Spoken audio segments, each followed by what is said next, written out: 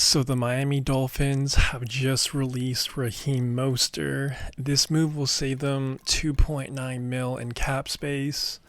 Now, Raheem's production definitely fell off a cliff this past season, but prior to that, this dude was absolutely electric. He was a touchdown machine a couple seasons ago, one of the fastest players in NFL history. He had a pretty good prime, in my opinion. He's definitely past his prime, and I do expect him to get picked up somewhere. He's definitely not in that retirement stage for a running back, but he is definitely older for an RB. And as we all know, their shelf life is definitely a lot shorter than every other position in the NFL. Raheem is 32 years old, and you know what, man? He was one of my favorite players to watch from a couple years ago, and I know he had an off-season in 2024, but I still think he has a little bit juice left in the tank, and I hope he goes to a contender or just a good spot for him to have one more great season, because I'd love to see it personally. Now, for the Dolphins, they're good in the running back room, but I do think they should add some size to that position going into this year. But A-Chain and Jalen Wright are two solid backs in my opinion, and I feel like the Dolphins are in good hands going forward for their running back room. Let me know if you're a fan of Raheem Mostert at all, and do you agree with me? Do you think he still has some gas left in the tank? Let me know in the comments below. Now, I've touched on this on a previous vid of mine of the Miami Dolphins should be prioritizing the backup quarterback position this offseason. And you know what? Looking forward for this franchise, I feel like it's a very, very critical year going into the 2025 season for the Dolphins. There were a lot of talks and rumors of Mike McDaniel being on the hot seat this past year, and I thought it was very fair reports if they were true, because as a head coach, he definitely seems qualified in certain spots. 2 years ago, there was kind of the narrative that they could only beat bad teams and they couldn't really beat any good teams. That was the year they lost to the Chiefs in the first round in that coldest game of all time, and just a really bad showing by Tua and Tyreek. And because of that narrative 2 years ago and the way the season went a year ago, I think he should definitely be on the warm seat in the 2025 season. And that's the thing, man. If they have another mediocre to below average year, I know they extended him somewhat recently, but I just have my doubts if McDaniel could actually ever take the Dolphins over the hump and maybe get a playoff win. I just don't really see it. And when he first took the Miami Dolphins job, Tua was already there, so he kind of inherited Tua.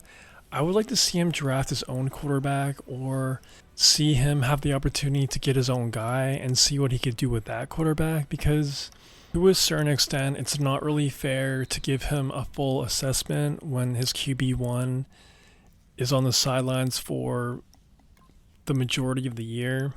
I don't know. At the same time, he seems really invested in Tua and just Tyreek as well. So I think he's kind of in a rough position. It's just when your billion-dollar franchise is solely relying on Tua's health, it's just never going to end well, man. And that's why they need to get a solid backup quarterback this offseason, because they just can't afford to have the same thing happen 2 years in a row where they look decent the first couple weeks and then the wheels just fall right off and their season is over by like week 4. It was crazy in 2024, man. Like, they looked decent, and then that Thursday night football game at home against the Buffalo Bills, the Bills were blowing them out, and then Tua takes an arm to the head by Damar Hamlin, and he's out for the year essentially. So let me know if you agree with me, and let me know who you want the Dolphins to add to their QB room. The Dolphins also released their tight end Smith, and cornerback Kendall Fuller.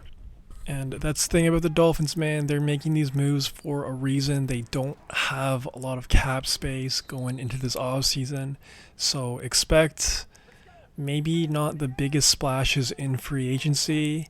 And, even more pressure to nail the draft. And it looks like Tyreek Hill is actually going to come back for the 2025 season with the Dolphins, even though he made those crazy comments after they lost to the Jets.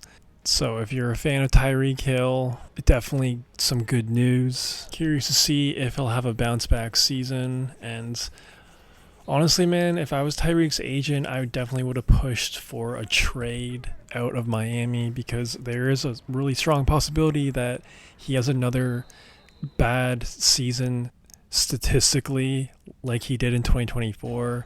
It's just more than likely that Tua is going to get hurt again, and it's not good for his career to have a season where he just does not put up great numbers. He is a Hall of Fame caliber sort of player, and to have that on his resume just isn't a good look, and he's so much better than that, man. He's so much better than that. And I feel like it definitely would have made this offseason a lot more entertaining. And plus, like, we've seen Tyreek and Tua over the years. I'm kind of ready to see Tyreek with someone else. Like, imagine if the Packers got Tyreek Hill. Now that would be something pretty special. And, if I'm the Packers GM, I would definitely make that call, because from the Packers' perspective, they can't really rely on Christian Watson going forward. He's just always injury prone, and he's just never available. So I feel like adding Tyreek to kind of take that role of just being a vertical playmaker would just be really good for Jordan Love and his development in the NFL. But that's just me. Let me know what you think about the Dolphins, Tyreek Hill, Raheem Mostert, and everything else in between in the comments. If you made this far, please subscribe and like the vid. It'd help out your boy a ton. That's all I got for right now. Peace. Good job that time by the quarterback sliding. The team, you are valuable to them throwing the football, not running. Slide before you take that hit. First down at the 49. Two hands on the football and has the catch. Now they take the football onto the opponent's side of the field. Well, I think early in the game, anytime you cross the 50-yard line, it just gives you confidence that what you're doing is going to work today. Let's see if they can take advantage of that and take it on down into the end zone. The Titans snap it at the 41.